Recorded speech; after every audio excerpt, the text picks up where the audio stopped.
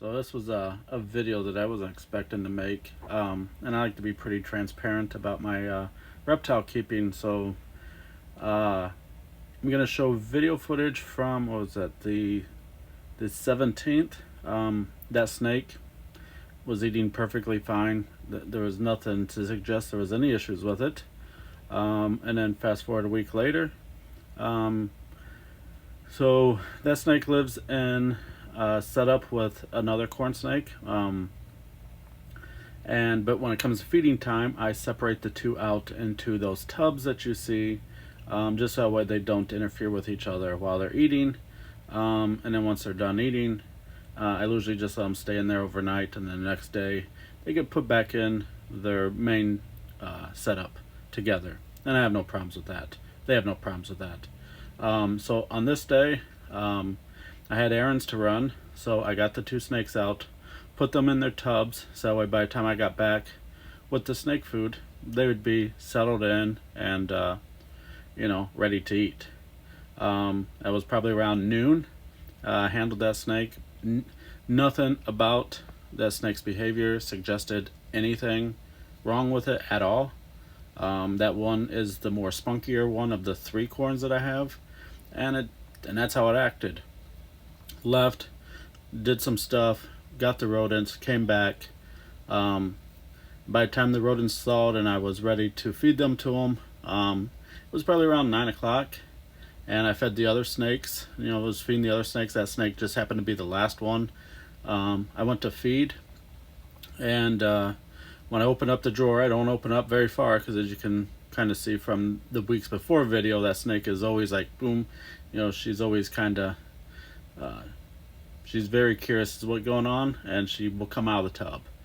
So I saved her for last. When I pulled the tub out just a little bit, I got no movement, but she had like kind of crinkled up the paper towel, which they kind of do that sometimes when they're crawling around in there. And when I moved it, I didn't get no response. Normally I get a jerky reaction from her, and no response. And then I noticed that the end I was seeing was her tail, so I pulled it out further to kind of see what was going on. And she was laying there, her mouth was open a little bit, and ants were all over her. Not like a ton, but there was enough. And I touched her, completely lifeless. I don't know how long rigor mortis takes, but when I picked her up, that hadn't set in yet. Completely, like limp, everything. Like I said, her mouth was open. There was like no mucus discharge, like maybe she had a respiratory issue. Nothing like that. No blood, nothing. Just simply laying there, dead, with no apparent reason. I'm completely baffled by it. I have no clue, other than it could have just been something genetically that was with that snake, and it finally caught up with it, and it was fatal. Potential. No, obviously it was, but if it was a defect, yeah, I'm not real for sure. It's extremely bizarre. Um, I don't know. I really don't have an explanation other than that it sucks.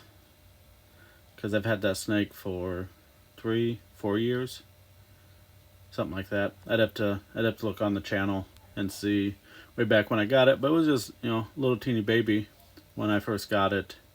So yeah, sucks, especially when it's a complete mystery. But That guy's got nice hair. Like you. Not like me. No, yours is great, man. What color do you think that hair is? Looks like a good color to me. What do you think it is? Whatever you believe it is, that's what it is. Cool. I like that.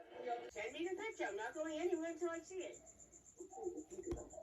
Send art. He won't come up, says Chappie. Okay. Well, I'll start.